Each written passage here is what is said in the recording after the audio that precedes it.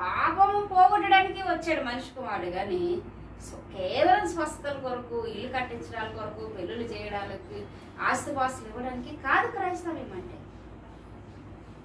మనం చేసిన పాపాలకు మనం పశ్చాత్తాపడాలి. అందుకే అంటాడు, నీ నోటితో నువ్వు ఒప్పుకొని నీ హృదయంలో. నోటితో ఒప్పుకోవడం అంటే ఏంటి?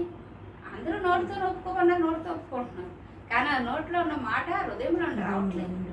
రక్షణ పొందండి, మారు మనసు పొందండి, పాప క్షమాపణ పొందండి. దేవుడు మీ జీవితాన్ని మార్చడానికి ఈ లోకానికి వచ్చాడు. దైవత్వం కలిగిన వాడు మానవ రూపంలో వచ్చాడు.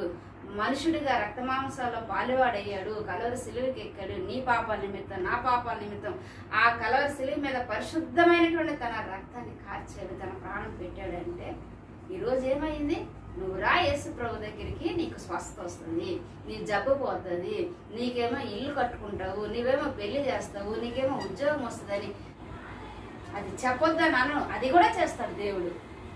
ఉన్నాడు, నేను స్వస్థపరిచే యెహోవా నేనే అన్నాడు. స్వస్థత రాకుండా ఉండదు. యేసు ప్రభు ఎంతో మందిని స్వస్థపరిచాడు.